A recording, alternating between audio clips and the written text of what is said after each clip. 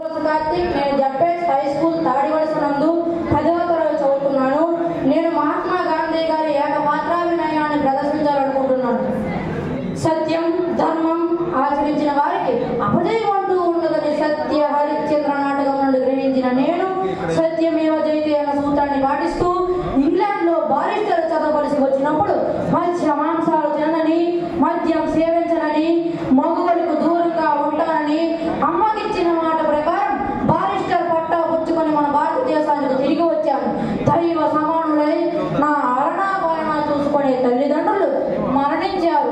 ఇక నా జీవిత నౌకను నేనే నడిపించక తప్పదు.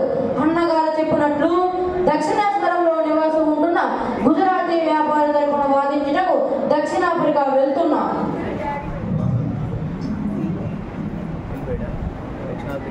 ఓహో, ఏమిటి అరాజకం, ఎంతటి వర్ణ వ్యవస్థ!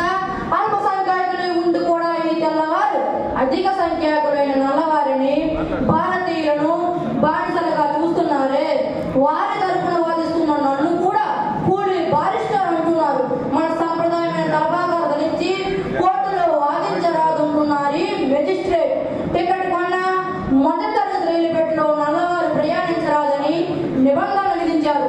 నన్ను సైతం మొదటి తరగతి రైలు పెట్టి నుండి వెళ్ళగొట్టారు. స్వయంగా వర్ణ వ్యవస్థ అవమానాన్ని చూసిన నేను నా ఉపాధి కోసం పాటుపడే కంటే ఈ వివక్షను అరికట్టకు శాంతియుత పోరాటాలు సాగిస్తాను. గొప్ప విజ్ఞానం నడిగిన దాంట్లో నడవదు, నూతన మార్గాలను అన్వేషిస్తుంది అంటారు కదా. ఈ వర్ణ వ్యవస్థపై నూతన రీతిలో సత్యాగ్రహాలు నిర్వహించేలా, ప్రజలను ప్రేరేపించి విజయం సాధించేలా చేస్తాను. ఓ భగవంతుడా, నా ఈ నూతన సత్యాగ్రహ మార్గాన్ని ఆశీర్వదించి ఈ నల్లవారికి విజయం చేకూర్చావు. కృతజ్ఞతలు. నా దేశానికి తిరిగి వెళ్తున్నా. నా జన్మభూమి పరాయి పాలనలో మగ్గిపోతూ ఉంది. భారతమాత దాస శృంఖలాలను పెంచుటకు ఎందరెందరో మహానుభావులు కృషి చేశారు, కృషి చేస్తూ ఉన్నారు కూడా. కానీ శతాబ్దాల కాలంగా పాలన కొనసాగిస్తూ ఉన్న రవి అస్తమించని ఈ బ్రిటిష్ సామ్రాజ్యవాదులను తొలగించిన అంత తేలికైన పని కాదు. దీనికై ఒక నిర్మాణాత్మక కార్యక్రమం రూపొందించారు. ఈ బ్రిటిష్ వారి పాలకులై మన సంపదను ఎలా కొల్లగొడుతున్నారో ప్రజలకు తెలియజేయాలి. రత్న గర్భగా పేరుంది ఈ బ్రిటిష్ అధికారి థామస్ రోచే.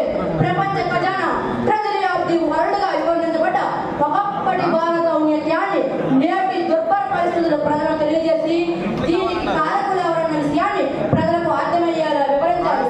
ఆధునికీకరణ పేరుతో వస్తున్న యంత్రాల వల్ల మన కుటీర పరిశ్రమలు ఎలా దెబ్బతింటున్నాయో, విదేశీ వస్తువులు వినియోగించడం వల్ల మన స్వదేశీ సంస్థలు ఎలా మూతపడి ఎందరెందరో ఉపాధిని కోల్పోతున్నారో ప్రజలకు తెలియజేయాలి.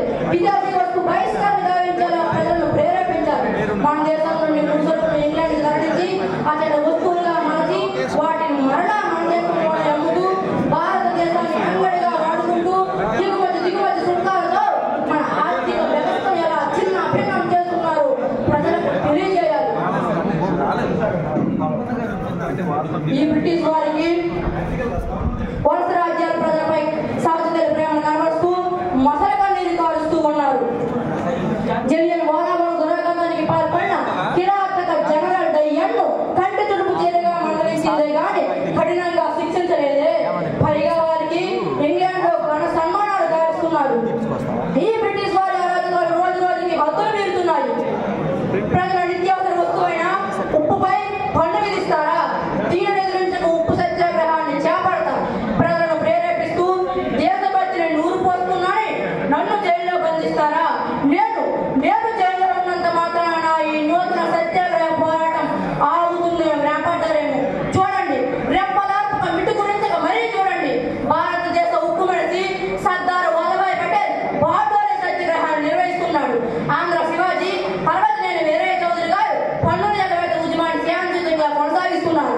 ఆంధ్రరత్న బుగ్గురాల గోపాలకృష్ణయ్య చీరాల పేరాల ఉద్యమాన్ని శాంతియుతంగా కొనసాగిస్తున్నారు. బలహీన వర్గాల ఆశాజ్యోతి డాక్టర్ బిఆర్ అంబేద్కర్, యువకుడు నవభారత నిర్మాతగా జవహర్లాల్ నెహ్రూ, ఇలా చెప్పుకుంటూ పోతే ప్రతి భారతీయుడు సత్యాగ్రహాలు నిర్వహించాలనే విషయాన్ని మీరు ఇదివరకే గ్రహించి ఉండాలి. ఈ బ్రిటిష్ వారికి విభజించు పాలించు, డివైడ్ అండ్ రూల్ అన్నది దండతో పెట్టిన విద్య మన ఉద్యమాలను